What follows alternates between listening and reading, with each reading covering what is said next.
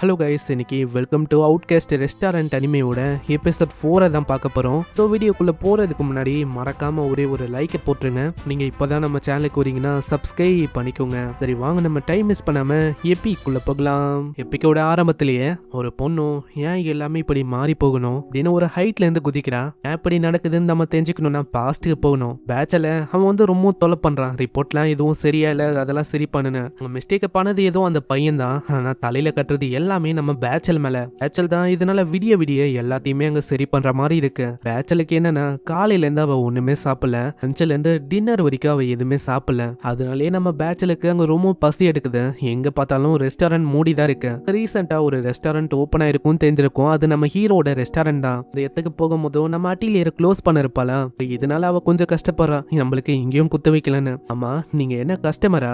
பேசினே இருக்கும் போது அட்டிலியர் அங்க சொல்றான், அவளுக்கு லாஸ்டான ஒரு கஸ்டமர் வந்திருக்காங்க. ரொம்ப ஆச்சரியமான விஷயம், அட்டிலியரா ஒரு கஸ்டமர் வந்திருக்காங்கன்னு சொல்றது. மெனுவாவை கொடுக்குறா. அதுல இருக்க ஒரு ஸ்பெஷலான விஷயத்த அவ ஆர்டர் பண்றா. அதுல அதையும் அவன் ரெடி பண்ணி கொடுக்குறான். ரெண்டு பேரும் அவங்க பேசுவாங்களா, இதெல்லாம் பார்க்கும்போது அவளுக்கு ரொம்ப வித்தியாசமா தெரியுது. ஏன்னா ஹாலிடே அப்பயும் அவ ஒர்க் பண்ண இருக்கா. இந்த மாதிரி தான் அவளோட வாழ்க்கையை அங்க போகுது. இங்க அப்படி இல்ல, ரொம்ப டிஃப்ரெண்டா ஃபீல் ஆகுது. பையனும் லைட்டா முடி வெட்டியிருப்பான், அதை பத்திலாம் அவன் சொல்ல இருக்கான். அதெல்லாம் பார்க்கும்போது ரொம்ப டிஃப்ரெண்டா அங்க தெரியுது. அதே மாதிரி இங்க இருக்கிற அட்மாஸ்பியரும் ரொம்ப வித்தியாசமா இருக்கு.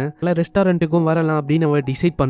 எத்துக்கு அந்த டிஷ்ஷையும் சர்வ் பண்ண அது ரொம்ப சூப்பரா இருக்கு. பாக்குறதுக்கு சூப்பரா இல்ல, வாயில வச்சா டேஸ்ட் அப்படி அழுது. அங்க ஹென்ரிட்டாவும் சில பல டிஷ்ஷை ரெக்கமெண்ட் பண்றா. இது எல்லாமே ரொம்ப நல்லா இருக்கும். அது இங்க இருக்கிற ஒரு விஷயமும் உண்மையிலேயே நல்லா இருக்கும். ஏன் அப்படி சொல்றேன்னா, நான் தான் இந்த கடையோட ஃபர்ஸ்ட் கஸ்டமரே. அப்படி இவங்க ஃபன் பண்ண இருப்பாங்களா, இதெல்லாம் பார்க்கும்போது அவளுக்கு அங்க சிரிப்பாகுது. அவளுக்கும் இதை கண்டுக்காத, இங்க வந்து இப்படிதான் எப்பயுமே. அப்புறம் தான் அவங்க நல்லா பாக்குறாங்க. அந்த இடத்துல சிச்சுக்குனே அவ அழுவுறா. அவளோட வாழ்க்கையில சோகம், ஆங்கர் இந்த மாதிரி விஷயம் தான் இருக்கும். இடத்துல ஏகப்பட்ட நல்ல நல்ல விஷயம்லாம் அவளுக்கு தெரியுது. அதே மாதிரி என்னோட வாழ்க்கை ரொம்ப ஒர்க்காலேயே போகும். அதனாலேயே என்ன தோணுனா, நம்ம எந்த போயிடலாம் அப்படின்னு தோணும். இந்த வயசுலயே எனக்கு நிறையவே திறமை இருந்தது மேஜிக் மேலாம். எல்லாருமே பாராட்டவும் செஞ்சாங்க. ஒரு நாள் வந்தது, அன்னைக்கு என்னோட வில்லேஜை விட்டு நான் போற மாதிரி இருந்துச்சு, ஒரு விசாடா மாறதுக்கு. அதுக்கு இடத்துல இருக்க ஒருத்தங்களும் நல்லாவே எனக்கு சப்போர்ட்டும் செஞ்சாங்க. அங்க வந்ததுக்கப்புறம் அவங்க வந்து என்ன சொன்னாங்கன்னா, எனக்கு நிறையவே திறமை இருக்கு அப்படின்னு சொன்னாங்க. அதனால இங்கே ஸ்டே பண்ணி நீ ஏன் ஒரு ஃபேக்கல்டி மெம்பரா மாறக்கூடாது, ஏன்னா ஒரு சேஜா மாற அளவுக்கு இவளுக்கு திறமை இருக்கு. இதுக்கப்புறம் என்ன,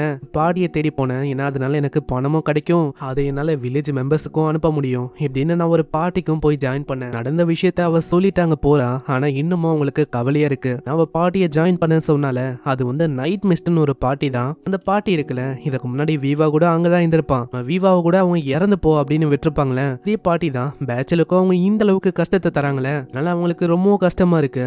ஆமா டெனிஸ், உங்களால எதுவும் பண்ண முடியாதா? ஏதாச்சும் அவங்களுக்கு ஹெல்ப் பண்ற மாதிரி? இல்ல, என்னால வெறுமா இங்க சமைக்க வேண்டியதான் முடியும். அவளா ஏதாச்சும் கண்டுபிடிச்ச வேண்டியதான் உண்டு. அந்த இடத்துல மூணாயுது இருந்தாலும் அவளுக்கு அங்க ஏந்துக்கணும்னு தோணல. ஒரு சைடு அங்க காலெல்லாம் அப்படி நடங்குது. அங்க இதே மாதிரி நான் முடி துறக்கிறாங்க. 4 மணி அவ டைம் ஆயுதுன்னு அறக்க பறக்க ஓடி வரா. மத்தவங்க எல்லாருமே பயங்கரமா கத்துறாங்க, ஒரு சீனியரை நீ இந்த அளவுக்கு வெயிட் பண்ண வைப்ப, என்ன மன்னிச்சிருங்க. இதே மாதிரி அவங்க டஞ்சனுக்கு போறாங்க. மாஸ்டர் தாக்க வருமா, ஜஸ்ட் மிஸ்ல அவ காப்பாத்துறா. அப்படி இருந்தும் பேட்ச்ல அவங்க தள்ளி தான் வர்றாங்க. இங்க ஒண்டி நிக்காம பேட்ச்ல அவங்க என்ன தெரியுமா சொன்னாங்க, வந்து எதுக்கு நடுவுல வந்த, என்னாலேயே அதை ஹேண்டில் பண்ணிருக்க முடியும். ஈலை, நீ தேவையில்லாம நடுவுல வந்திருக்க. நடுவுல வந்து எல்லா கிரெடிட்டையும் அப்படியே அபைஸ் பண்ணிட்டு போலான்னு யோசிச்சியோ? இந்த மாதிரி ஆளுங்க எதுக்குதான் என்னோட டீம்ல இருக்கணுமோ, எல்லாமே நாங்க ரொம்ப நல்லா பண்ணிருப்போம் இதெல்லாம் அப்படின்னு அவங்க சொல்ல. இதனால அவ ரொம்ப கஷ்டப்படுறா. சைடு அவங்க ஃப்ரைட் ரைஸை பத்தி பேசினே போவாங்களா. இடத்துல இப்பதான் அவங்க அந்த பொண்ணையே பாக்குறாங்க. அந்த பொண்ணும் ஸ்டார்டிங்ல பார்த்தோம்ல அந்த இடத்துக்கு போற பின்னாடி இவங்களும் போயிருக்காங்க. நம்ம எதுக்கு இப்படி மாறி போகணும், இன்னமும் ஒரே ஸ்டெப் தான், எல்லாமே மூஞ்சு போயிடும். அடுத்தது எனக்கு இந்த மாதிரிலாம் நடக்காது. அப்படியே குதிக்கிறா. அங்க ஹென்ரிட்ட காப்பாத்துறா. இதை ஒரு வாய்ப்பா வச்சு ஸ்பில்ல போட்டு அங்க எப்படியோ அவங்க தப்பிக்கிறாங்க. சீன்ல நம்ம அட்டிலியர் அப்படியே வந்துடுறா. அட நீ எதுக்கு ஒண்ணுமே போடாம வந்திருக்க? டவல் இல்ல, அதனால நான் அப்படியே வந்துட்டேன். அப்படியே இரு, நான் டவலை கொண்டு வரேன். அந்த இடத்துல டவலை கொண்டு வந்தோம். அவ வந்து எதுவுமே பண்ணாம அப்படியே தான் நிக்கிறான். வீவாவும் ஹென்ரிட்டாவும் வராங்க. அவங்க இதை பார்த்து தப்பா புரிஞ்சுக்கிறாங்க. எதுக்காக அட்டிலியர் ஒண்ணுமே போடாம இருக்கா? இந்த மாதிரி வேலையெல்லாம் நீங்க பண்ணிருக்கீங்களா என்ன? நீ நினைக்கிற மாதிரி எல்லாம் இல்ல. ஃபர்ஸ்ட் அட்டிலியர் ஏதாச்சும் ஒரு ட்ரெஸ் போடு. அட அது லாஜிக்கலா பார்த்தா ஒரு டவல். நான் சொன்னேன் ஏதாச்சும் நீ பண்ண. இப்பதான் நம்ம ஹீரோ பின்னாடி பாக்குறான். நேத்து பார்த்த அதே பொண்ணு பேச்சல். அவளை பார்த்தோன்னே விஷயம் வந்து புரியுது இவ்வளவு சீரியஸ்னு. இதுக்கப்புறம் தான் ஹீரோ அங்க சொல்ல ஆரம்பிக்கிறான், அவளுக்கு இருக்குது இதயத்தோட இல்னஸ் தான். எவ்வளவு ஒரு பர்சன் நல்லா ஒரு வேலையை பண்றாங்களோ, எவ்வளவு அவங்களுக்கு அப்படி சொல்லும் போது ரொம்ப ஒரு மாதிரி கஷ்டமா இருக்கும். ஆனா இதை வந்து குணமாக்க முடியாதா? கண்டிப்பா இதை குணமாக்க முடியும். அதுக்கு ரொம்ப நாள் அவங்க ரெஸ்ட் எடுக்கிற மாதிரி இருக்கும். அப்படி இருக்கும் போது அவங்களுக்கு அது சரியாயிடும். தெரிஞ்சு அவங்களோட பார்ட்டி மெம்பர்ஸ் அவங்க கிட்ட தான் நம்ம பேசுற மாதிரி இருக்கும். அந்த நைட் மிஸ்ட் அந்த ஆளுங்களை வர சொல்லி அவங்க அவங்க கிட்ட அவன் பேசவும் ஆரம்பிக்கிறான். மன்னிச்சிருங்க, நான் கேள்விப்பட்டேன் மாதிரி என்னோட ஒரு மெம்பரை நீங்க வந்து வச்சிருக்கீங்களாமே, அதனால எவ்வளவு பிரச்சனையா, அதுக்கு வந்து எனக்கு ரொம்ப கஷ்டமா இருக்கு, சாரி. அதான் இந்த நைட் மிஸ்ட் பார்ட்டியோட லீடரு டெனிஸும் அவனை பத்தி சொல்றான். நான் தான் இந்த கடையோட ஓனரு. அப்படியா, நான் வந்து இந்த கடையை பத்தி கேள்விப்பட்டிருக்கேன், இங்க இருக்கிற ஃபுட் எல்லாமே ரொம்ப நல்லா இருக்குமா. டெனிஸும் அவனோட லெவல் எல்லாம் அங்க செக் பண்ணி பாக்குறான். அவனோட லெவல் 53. ஆவரேஜான அட்வென்ச்சரரை கம்பேர் பண்ணா இவனோட லெவல் அது அதிகமா தான் இருக்கு.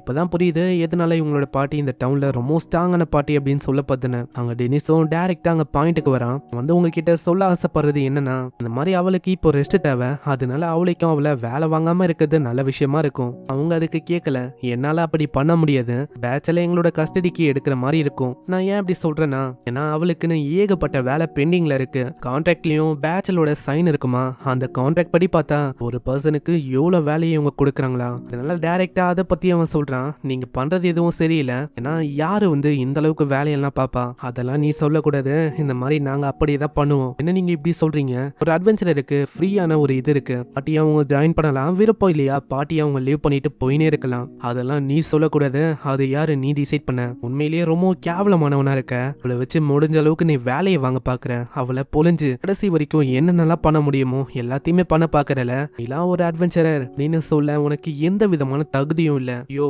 இதுக்கு மேலலாம் என்னால பொறுமையெல்லாம் பேச முடியாது. கடைசியா ஒரு முறை கேக்குறேன், இந்த மாதிரி அவளை தர முடியுமா முடியாதா, இல்லனா ஓ நிலைமை தான் இன்னமும் மோசமாகும். சீன்ல நம்ம பேட்ச்ல காட்டுறாங்க.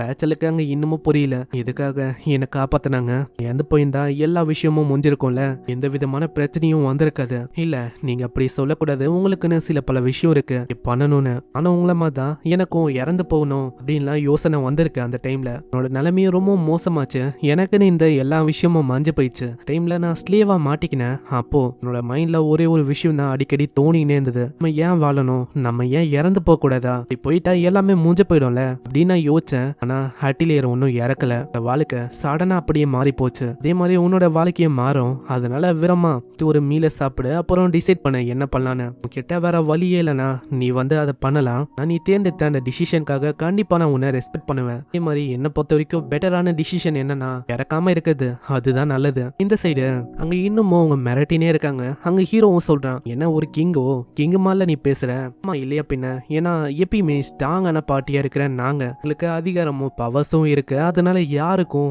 எங்க முன்னாடி நிக்கணும் அப்படின்னு எந்த விதமான தைரியமும் இல்ல.